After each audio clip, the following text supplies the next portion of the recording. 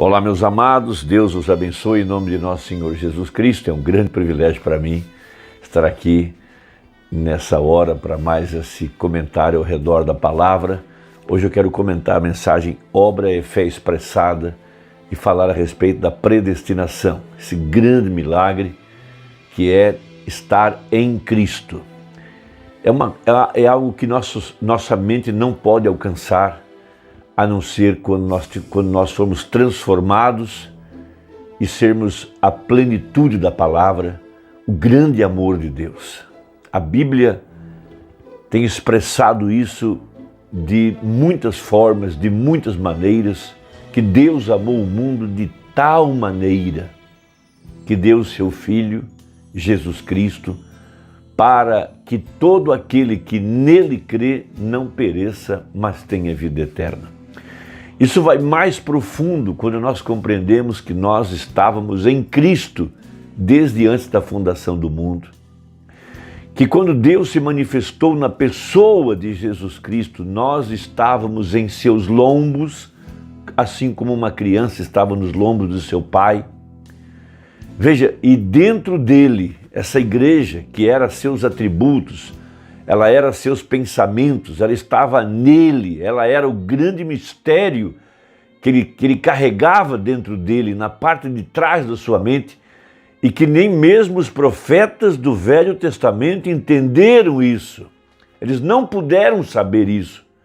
Como diz o apóstolo São Paulo, o mistério que esteve oculto desde todos os séculos, mas agora foi revelado e foi manifestado aos seus santos, aos quais Deus quis fazer saber qual é a riqueza da glória desse mistério.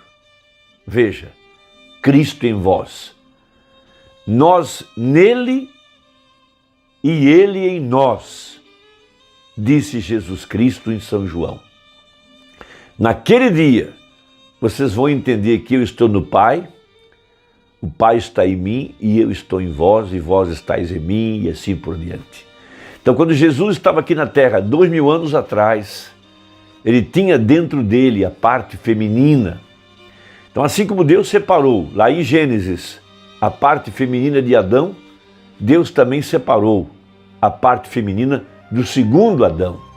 A exemplo do primeiro Adão, que Deus o colocou para dormir e do seu lado tirou a parte feminina, da mesma forma aqui no Novo Testamento, Deus colocou Jesus para dormir no Calvário e de dentro dele, Deus tirou a parte feminina, a sua igreja.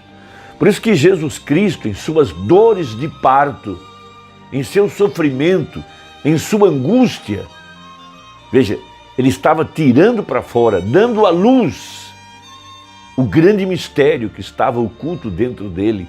E assim como uma mulher passa pelo trabalho de parto, ela tem angústia, ela tem sofrimento quando as horas estão apertando, mas depois, quando ela dá a luz ao filho, ela tem alegria. Da mesma forma, Jesus passou por angústias, por tristezas, por todo tipo de dor. E no Calvário, depois de ter expirado, veja, e o Espírito Santo saiu dele, e o soldado furou o seu lado, saiu água e sangue. Veja, e daquele lado saiu a igreja, saiu o mistério, saiu o milagre da senhora eleita. Veja, isso é um grande mistério que estava oculto em Deus. Então esses que estavam em Cristo são pré-ordenados e eles então ocupam o seu lugar no corpo de Cristo por predestinação. Veja, vamos ler então São João capítulo 6, verso 44 e o 45. Ninguém pode vir a mim se o Pai que me enviou não o trouxer, e eu o ressuscitarei no último dia. Veja, nós estamos aqui nesse último dia. A nós, ele tem falado-nos pelo Filho. E agora houve uma ressurreição de entre o denominacionalismo tão escuro e uma igreja chamada por Deus por predestinação. Levanta-te de entre os mortos e Cristo te esclarecerá. Veja, está escrito nos profetas, e serão todos ensinados por Deus. Portanto, todo aquele que do Pai ouviu e aprendeu, vem a mim. Esses todos, na verdade, são os filhos preordenados. Veja, e Deus os tem colocado debaixo do pacto, em Romanos capítulo 8, aonde disse o Senhor, ninguém mais ensinará o seu irmão. Todos me conhecerão, do menor ao maior. Veja, e eu farei com que eles andem nos meus caminhos. Esse é o grande pacto de graça que Deus, ou da graça que Deus tem colocado na sua igreja. Então veja, na mensagem Obra e Fé Expressada, quando a palavra vem ao nosso coração e ela nos é revelada, ela se transforma em obras, ela se transforma numa vida prática. Veja, a predestinação, né? Então, Jesus disse, ninguém pode vir a mim, parágrafo 122, ninguém pode vir a mim se meu Pai não o trouxer, e todos os que meu Pai me tem dado virão a mim. Então veja, ninguém pode entender em quem está ele ou como é, a menos que ele seja revelado por revelação de Deus. Por isso Jesus disse, sob esta pedra edificarei a minha igreja. Veja, e então você atua de acordo com a fé nisso. Veja, aqui vemos claramente que Deus é revelado em Jesus e somente aqueles preordenados para vê-lo o verão. Então, os mistérios de Deus, as suas riquezas, a sua sabedoria, o seu plano de redenção, tudo que diz respeito à vida eterna, tudo está em Jesus Cristo. E quando Deus vem a nós, Ele nos revela essas verdades por meio de Jesus Cristo. Por isso disse o apóstolo São Paulo, veja, que Deus nos tem dado todas as bênçãos espirituais que há nos lugares celestiais, por Jesus Cristo, seu Filho amado. Não tem como conhecer a Deus fora de Jesus Cristo. Não tem como entrar pelas portas secretas dos mistérios da eternidade, a não ser por Jesus Cristo. Somente por Ele. Isso é maravilhoso. Veja, aqui vemos claramente que Deus é revelado em Jesus e somente aqueles preordenados para vê-lo verão. Veja, esteja certo de ler essa escritura. Veja, eu a omiti, São João 6, 44, 46. Eu a omiti porque pensei que talvez não teríamos tempo suficiente para ir através delas, porque esse relógio continua movendo-se. Assim sendo, notem, nenhum homem pode vir a mim, se meu Pai que me enviou não o trouxer. E todos que o Pai me tem dado virão a mim, eles o reconhecerão. Nenhum outro homem o pode fazer, nenhuma outra pessoa, não importa quão boa seja, tem que ser revelado a você. Então você vê quem é Jesus Cristo. Veja, agora, aqui está o plano predestinado à clara vista. Tal como qualquer outra semente, a palavra de Deus é uma semente e tem que ter o terreno preparado de antemão. Se você semeia a semente e simplesmente as atira na terra, não fará nenhum bem. As aves as comerão. Se você as atira entre cardos e espinhos, estes as sufocarão. Muito logo, a parábola de Jesus diz assim, de maneira que o terreno tem que ser preparado primeiro. Assim sendo, Deus, em sua soberana graça, prepara o coração primeiro. Ele te preparou antes da fundação do mundo para receber a Ele nesta era. Veja, Eva falhou em reconhecer que Ele era o mesmo ontem, hoje e eternamente.